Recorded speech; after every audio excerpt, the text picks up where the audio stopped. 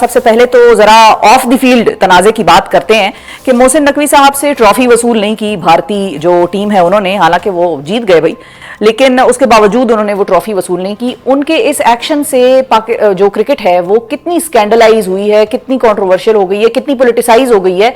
और इसी मामले में अगर हम हारिस रऊफ ने जो इशारे किए थे उसको भी शामिल कर ले तो क्या उन्होंने इंडियंस ने टिट फॉर टैट किया या उनका मूड ऐसा ही था, चाहे हारिस रऊफ वो 6-1 का 6-0 का इशारा करते या ना करते? देखिए शिफा, जिस तरीके से भारत को शिकस्त हुई, जो जंग हुई मई के दूसरे हफ्ते में, उसके बाद से उसके असर, उसका जख्म अब तक मुंदमिल नहीं हो पाया है। वो परेशान है और उन्होंने क्रिकेट के मैदान में इस मामले को उठाने का फैसला किया। जैसे सूर्या कुमार यादव ने, शिफा आपको याद होगा, प्रेस कॉन्फ्रेंस की और उन्होंने कह दिया कि ये उन शहीदों के नाम है और फलाना ढिमाका। उन्होंने पहले मैच से ही, जो 14 सितंबर को हुआ, उन्होंने पहले मैच से ही ये शुरू किया कि हाथ नहीं मिलाएंगे। कंट्रोवर्सी तो थी और कल वो अपने इंतहा को पहुंच गई, क्योंकि जो जराए सब बता रहे हैं, जो रिपोर्टिंग हो रही है कि भारतीय क्रिकेट टीम मुंबई से बीसीसीआई के ऑफिस से राब्ते में थी और उसके अलावा भारतीय हुकूमत भी जो है उसकी पुष्टपनाही उन्हें हासिल थी कि आपने ट्रॉफी मोहसिन नकवी साहब से नहीं लेनी। और यही हुआ। आप देखें, नरेंद्र मोदी ने जो ट्वीट कर दिया कल, कहा भारतीय वजीर आजम ट्वीट कर रहे हैं कि भाई भारतीय टीम, इसका मतलब है वो सियासत को इन्वॉल्व कर रहे हैं क्रिकेट में, और मोहसिन नकवी साहब ने भी उसका सही दिया। लेकिन अब क्रिकेट में इतनी ज्यादा भारत सियासत को लेकर आ गया है, जहर आलूद हो चुकी है सियासत की वजह से। वो खेल जो जेंटलमैन गेम कहलाता है, जो 1877 से खेला जा रहा है, व्हाइट कपड़े पहनते थे, फिर चले रंग बिरंगे पैरहन आ गए, लेकिन उस खेल को भारत ने अपनी मोनोपोली की वजह से एक ऐसी दीवार से लगा दिया है जहां से बड़े मुश्किल होगा वापसी। और पूरी दुनिया को देखना चाहिए, उसने पूरी दुनिया को अपने साथ मिलाया हुआ है। जो बड़े बड़े क्रिकेट बोर्ड्स हैं, चाहे ऑस्ट्रेलियन बोर्ड हो, चाहे वो England and Wales cricket board हो, अफगानिस्तान का बोर्ड हो, श्रीलंका का बोर्ड हो, तो वो अपनी हठधर्मी और अजारादारी की वजह से इस तरह की चीजें कर रहे हैं। मैंने अपने कैरियर में कभी आज तक नहीं देखा कि कोई टीम ट्रॉफी जीती हो और लेने से इनकार करे। उनके खिलाड़ी इत्मीनान से घास पर बैठे हुए सेल्फी बना रहे थे, वीडियो बना रहे थे, और पोडियम पर जो डिग्नेटरीज थी वो उनका इंतजार कर रही थी। ये कौन सा क्रिकेट जेंटलमैन्स गेम है? मेरे ख्याल में इस हवाले से पाकिस्तान को आईसीसी में, अच्छा मिर्जा साहब, ना सिर्फ वो ट्रॉफी लेने से इनकार करें बल्कि वो इस बात का इसरार भी करें कि हमें ट्रॉफी फिर भी दी जाए। वो ये ना कि मतलब पट भी, वो कहते ना कि चिट भी मेरी पट भी मेरी, वो हर तरह से वो हर चाह रहे कि उन्हीं की अजारादारी रहे। अच्छा, तो अब मिर्जा साहब, ये जो एक बात हम सुन रहे हैं कि बीसीसीआई जो है बाकायदा अब इस बात की शिकायत लेकर आईसीसी के पास जा रही है। ये जो मामला है शिकायत, और वो होते हैं ना, हमारे स्कूलों में हुआ करते थे शिकायती टट्टू किस्म के लोग, वो हर चीज के ऊपर हम बात कर रहे हैं तो भाई वो क्लास के टीचर को शिकायत लगाएंगे, लेकिन खुद वो क्लास में बातें गपशप लगा रहे हो तो उसकी उनको माफी है। तो अब ये जो शिकायतनामा होगा, इसको आप किस तरफ जाते देख रहे हैं? आपने बड़ा सही लफ्ज इस्तेमाल किया, शिकायती टट्टू। वाकई में भारतीय जो है वो इसी तरह के होकर रह गए, और उसकी वजह यह कि एक तो वो खुद गलती कर रहे हैं और दूसरे वो जाकर के किसके पास शिकायत लेकर जाएंगे? जो आईसीसी है वो कौन है? इंडियन क्रिकेट काउंसिल है ना। भारत का जो जय शाह है वो आईसीसी के चेयरमैन, भारतीय संजोग गुप्ता वो आईसीसी के चीफ एग्जीक्यूटिव और फाइनेंस डायरेक्टर, आईसीसी के डायरेक्टर, मीडिया सीईओ, मतलब सारे लोग तो भारतीय हैं। तो फिर किसके पास शिकायत लेकर जा रहे हैं? अपने ही लोगों के। मेरे ख्याल में भारत ने इसको जहर आलूद कर दिया क्रिकेट को। अब मोनोपोली अपनी ले आया है, अपनी सियासत ले आया है, जिससे अब दीगर ममालिक को खड़े होना चाहिए। मेरे ख्याल में नवंबर में इजलास होगा आईसीसी का, और पाकिस्तान क्रिकेट बोर्ड को भरपूर अंदाज से, बिल्कुल सही है। अच्छा मिर्जा साहब, अब हमने ऑफ द फील्ड बात तो कर ली, अब जरा ऑन द फील्ड की बात कर लें। मैच जो पाक भारत था उसकी शुरुआत तो बड़ी ही अच्छी हुई मैं कहूंगी, और ऐसा लगा कि आज पाकिस्तान जो है वो कुछ धोखा सा दे देगा। अदरवाइज तो हम अनप्रेडिक्टेबल है ना हमें, लेकिन कुछ अरसे से हम इतना प्रेडिक्टेबल हैं कि हमें समझ में आ जाता है कि भाई पाकिस्तान ने फला मैच जो है नहीं जीतना है या बड़ा मुश्किल होगा। तो पाकिस्तान ने स्टार्ट में इतनी अच्छी कारकर्दगी दिखाई कि हमें लगा कि शायद आज तो पाकिस्तान धोखा ही दे जाएगा और हमें बाकायदा सेलिब्रेटरी मोड में दाखिल कर लेगा। अब दोनों हमारे जो ओपनर्स थे, उनके अलावा पावर मिडिल और लोअर मिडिल ऑर्डर सिर्फ 33 रन पर सिमट गया, जबकि 113 के स्कोर पर पाकिस्तान का सिर्फ एक आउट था। ये क्यों और कैसे हो गया? और क्या हमारे बल्लेबाज भारतीय स्पिनर्स को खेलना भूल गए हैं या प्रेशर में आ जाते हैं? देखिए, पाकिस्तान की टीम शिफा अनप्रिडिक्टेबल टीम है, कभी खुशी देती है, कभी गम देती है, कुछ पता नहीं होता इस टीम का। कल तो हम इतने खुश हो रहे थे आप समेत कि भाई अब पाकिस्तान ने 113 कर लिए, एक खिलाड़ी आउट है, 190 200 तक जाएंगे। उसके बाद 146 पे आउट होने के बावजूद हमने 20 रन पर उनके 3 टॉप के प्लेयर अभिषेक शर्मा, सूर्य कुमार यादव और शुभमन गिल को आउट कर लिया। तो हम समझ रहे थे कि अब हम आ जाएंगे, लेकिन फिर गलतियां, और दरअसल टीम का सिलेक्शन प्रॉपर नहीं था। सिलेक्शन कमेटी का कोई सरबराह नहीं है। आप दिलचस्प बात देखें, अकाउंटेबिलिटी किसी की होगी?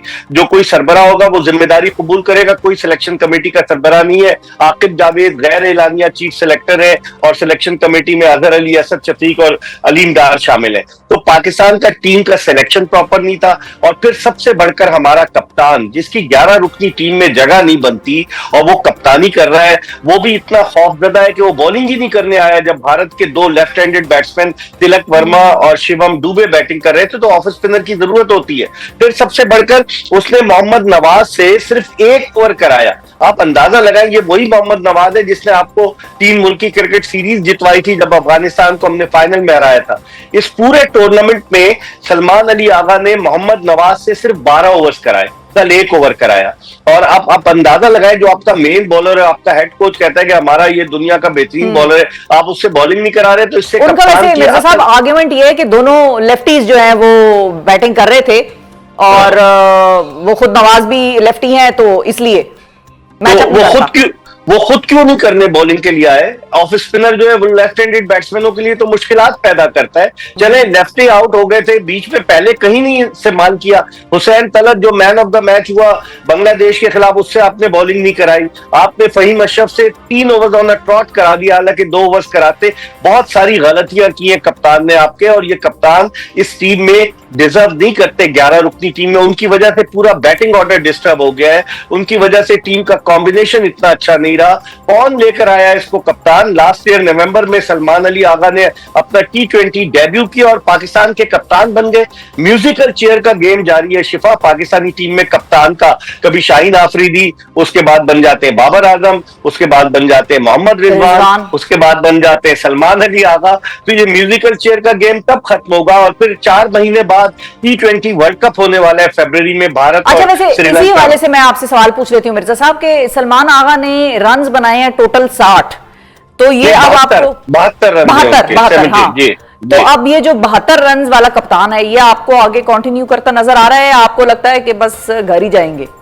बज़ाहिर तो मुझे लगता है कि अब इनकी जो है ना वो इनको फारिग किया जाएगा, बज़ाहिर यही लग रहा है। लेकिन ये अलग बात है, ये पाकिस्तान है, आपको पता है, या कहीं भी किसी की भी बड़ी पर्ची आ जाए तो और देन हु इज नेक्स्ट? अगर मिर्जा साहब अगर ये घर जा रहे हैं तो फिर बासित साहब तो कह रहे हैं, बासित अली साहब तो कह रहे हैं कि शाहीन आफरीदी को कप्तान बना दें। आम ओपिनियन यही है, क्योंकि ये बाबर और रिजवान को तो इन्होंने खुद निकाला है ना इस सिलेक्शन कमेटी ने। कैसे उसको कप्तान बना के ले आएगी रिजवान को? हालांकि रिजवान वनडे के व्हाइट बॉल के कप्तान है, लेकिन मुझे ये लग रहा है कि जिस तरीके से शाहीन आफरीदी ने परफॉर्म किया है और जो उसके साथ ज्यादती हुई कि उसको सिर्फ 5 T20 के लिए न्यूजीलैंड कप्तान बनाकर भेजा गया, वहां सीरीज हार गया और उसके बाद उसको फारिग कर दिया गया। तो मेरे ख्याल में इस वक्त, और लाहौर कलंदर्स को भी उसने जितवाया, इस वक्त सबसे अच्छा कैंडिडेट वही साबित हो सकता है। ठीक है। अच्छा, और मिर्जा साहब ये बताएं, अब बल्कि मैं आपसे एक पहेली पूछती हूँ।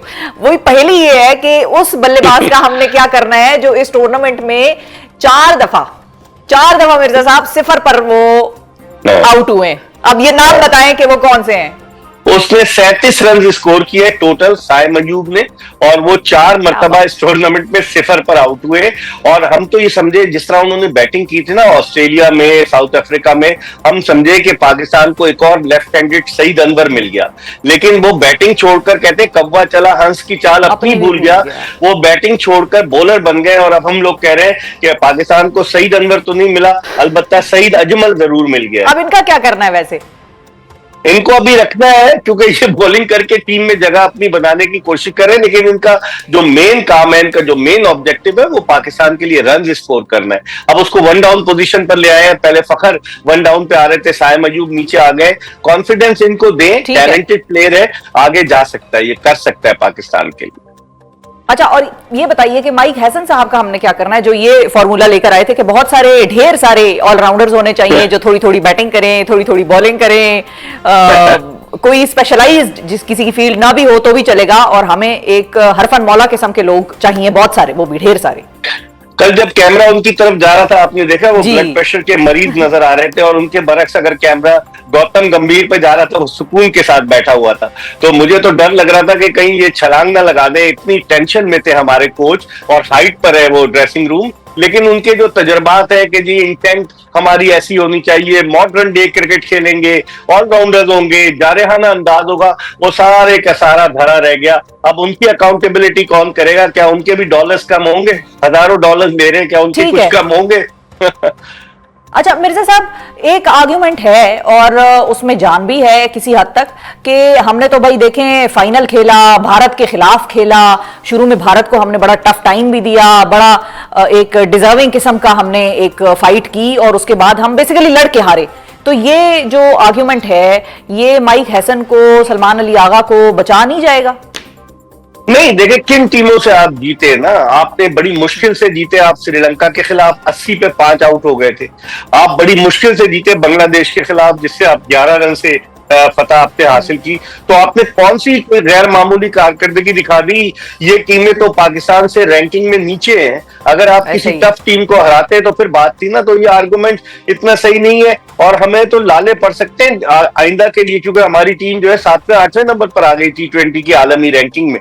तो वो टीम जिससे रूल किया T20 क्रिकेट में, सरफराज अहमद कप्तान थे, हमने 2009 में यूनुस खान की कप्तानी में T20 वर्ल्ड कप जीता, इतने सारे T20 वर्ल्ड कप के सेमीफाइनल, फाइनल तक पहुंचे। अब ये हाल हो गया उस टीम का, तो इसके लिए सोचना पड़ेगा अरबाब इख्तियार को कि इस टीम को कैसे सेट किया जाए। अच्छा मिर्जा साहब, फाइनली जाते जाते ये बताइए कि अब साउथ अफ्रीका ने आना है पाकिस्तान टेस्ट खेलने के लिए, टेस्ट सीरीज है, उसके बाद फिर व्हाइट बॉल क्रिकेट भी खेली जाएगी, उसमें आप क्या देख रहे हैं, क्या होता नजर आ रहा है आपको? आप सर्जन का पूछेंगी तो बड़ा मैं एहतियात के साथ उसका जवाब दूंगा कि सर्जन तब्दील होता है कि नहीं होता। लेकिन जो क्रिकेट के हालात है, उन हालात में तो पाकिस्तान क्रिकेट बिल्कुल एक ऐसी गहरी खाई में जा गिरी है जहां से निकलना मुश्किल हो जाएगा। शिफा, अब से 13 दिन के बाद पहला टेस्ट मैच 12 अक्टूबर से शुरू हो रहा है। कहीं ये ना हो कि हम सारे गम भुलाकर उधर लग जाएं और फिर वही लोग पुरानी तनख्वाह पर काम करने लग जाए। बहुत